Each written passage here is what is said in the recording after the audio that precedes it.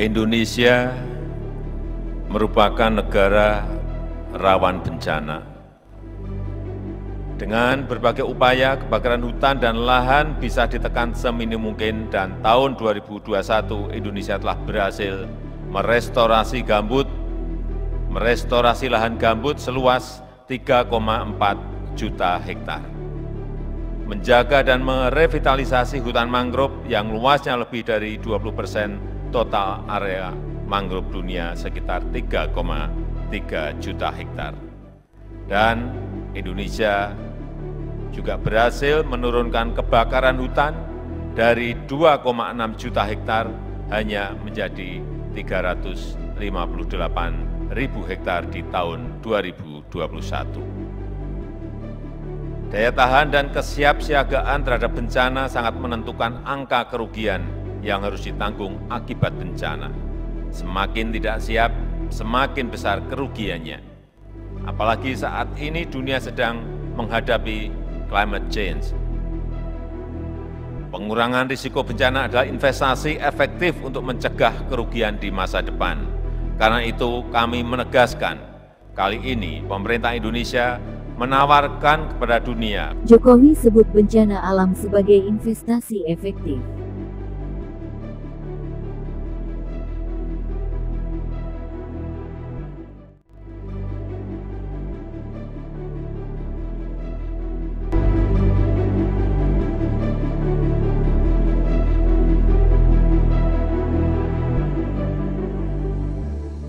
Di hadapan dunia, sebut bencana dan pandemi COVID adalah investasi besar dan efektif bagi setiap negara. Begini penjelasan Jokowi saat membuka kegiatan The Seven Global Platform for Disaster Risk Reduction (GDPRR) 2022 di Bali Nusa Dua Convention Center, Provinsi Bali tanggal 25 Mei. Assalamualaikum warahmatullahi wabarakatuh. Salam sejahtera bagi kita semuanya. Om Swastiastu. Yang saya hormati Presiden kelima Republik Indonesia, Ibu Megawati Soekarno Putri. Indonesia merupakan negara rawan bencana. Tahun 2022, walaupun ini baru masuk bulan Januari, sudah ada 190 kejadian bencana. Bencana hidrometeorologi masih mendominasi banjir. Tapi urutan pertama yaitu ada 93 kasus, kemudian diikuti cuaca ekstrim dan tanah longsor. Orang nomor 1 di Indonesia ini menyebutkan Indonesia adalah negara rawan bencana. Pertanggal 23 Mei tahun 2022, tercatat terjadi sebanyak 1.613 dan gempa bumi 500 kali setiap bulan. Selain itu gunung berapi dan kebakaran turut mengancam masyarakat Indonesia yang saya cintai ini. Di tahun 2022 saja, per 23 Mei telah terjadi bencana sebanyak 1.613. Dan rata-rata dalam sebulan terjadi 500 kali gempa, skala kecil maupun besar. Gempa besar disertai tsunami terakhir yang terbesar terjadi di Palu tahun 2018. Sebanyak 2.113 orang meninggal. Dengan 139 gunung api aktif, letusan gunung berapi juga mengancam masyarakat Indonesia.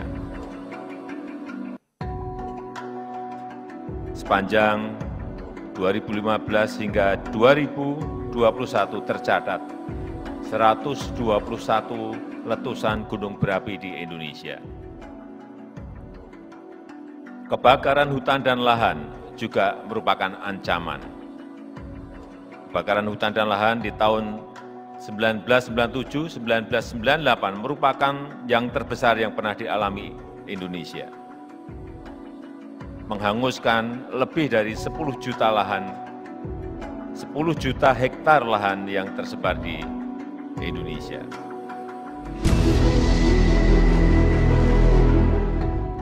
Jokowi menegaskan bahwa di kepemimpinan beliau telah berhasil menurunkan angka dampak bencana alam, yaitu dengan restorasi lahan gambut 3,4 juta hektar, revitalisasi hutan mangrove yang luasnya 20% total mangrove dunia, dan menurunkan kebakaran hutan menjadi 358.000 hektar dari 2,6 juta hektar di tahun 2021.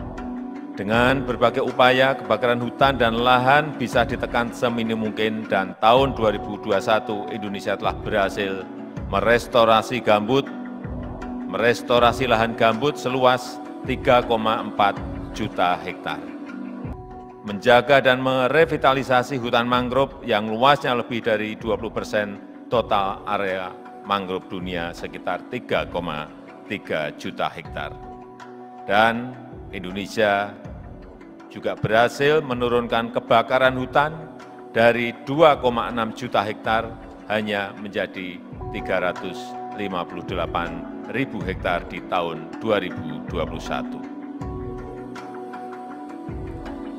Yang mulia, para delegasi yang kami hormati, pandemi COVID-19 dalam 2 tahun ini merupakan bencana terbesar di dunia.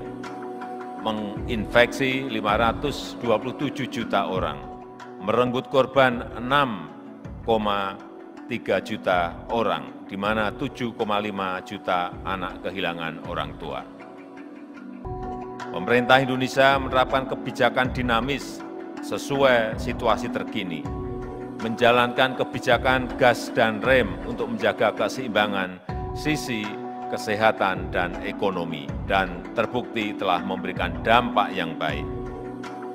Indonesia yang terdiri dari 17.000 pulau dengan populasi 270 juta orang telah mensuntikkan 411 juta dosis vaksin. Kasus harian juga turun tajam dari 64.000 saat puncak menjadi 345 kasus harian per kemarin. Dan pertumbuhan ekonomi terjaga 5,01%, serta inflasi di level aman 3,5%. Daya tahan dan kesiapsiagaan terhadap bencana sangat menentukan angka kerugian yang harus ditanggung akibat bencana. Semakin tidak siap, semakin besar kerugiannya. Apalagi saat ini dunia sedang menghadapi climate change.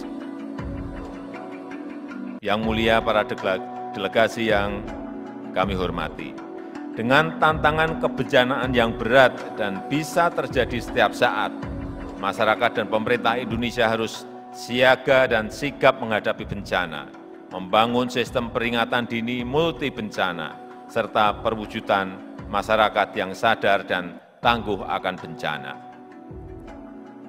Jokowi juga menawarkan 4 hal kepada dunia guna menjawab permasalahan.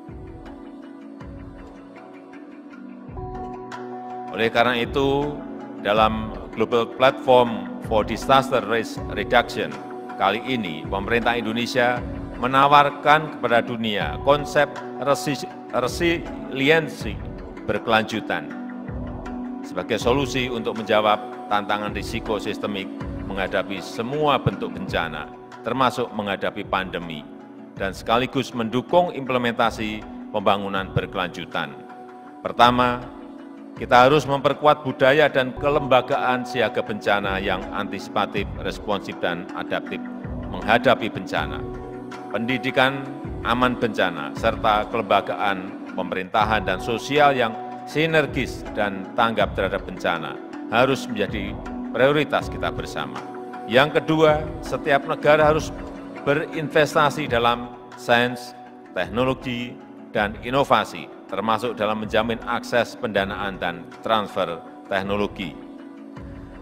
Akses pendanaan merupakan isu yang penting yang harus kita tangani secara serius. Indonesia menyusun strategi pendanaan dan asuransi bencana dengan membentuk dana bersama atau pooling fund, serta penggunaan dana pembangunan di tingkat desa melalui dana desa untuk mendukung upaya mitigasi dan kesiapsiagaan. Yang ketiga, membangun infrastruktur yang tangguh bencana dan tangguh terhadap perubahan iklim. Selain mitigasi infrastruktur fisik seperti dam, pemecah ombak, waduk dan tanggul, infrastruktur hijau seperti hutan mangrove, cemara udang di pantai dan vetiver untuk anti longsor, serta pembangunan ruang terbuka hijau harus menjadi bagian dari prioritas pembangunan infrastruktur. Perlindungan kepada masyarakat kelompok rentan yang bertempat tinggal di wilayah berisiko tinggi harus mendapatkan perhatian serius. Keempat, kita harus berkomitmen untuk mengimplementasikan kesepakatan global di tingkat nasional sampai tingkat lokal. Kerangka kerja Sendai, kesepakatan Paris, dan SDGs merupakan persetujuan internasional yang penting dalam upaya pengurangan risiko bencana dan perubahan iklim. Saya mengajak seluruh negara untuk berkomitmen dan bersungguh-sungguh untuk mengimplementasikannya. Yang mulia, para delegasi yang saya hormati, pengurangan risiko bencana adalah investasi efektif untuk mencegah kerugian di masa depan. Karena itu kami menegaskan komitmen Indonesia untuk melaksanakan kerangka kerja Sendai serta komitmen internasional lainnya. Indonesia juga siap berbagi pengalaman dan pengetahuan dalam mitigasi bencana. Sebagai negara rawan bencana, Indonesia mempunyai akumulasi pengetahuan dan pengalaman yang bisa menjadi pelajaran penting bagi dunia. Tapi Indonesia juga sangat ingin belajar dari pengalaman internasional. Let's work together to mitigate the risk of disaster for a better life, today and tomorrow. Terima kasih.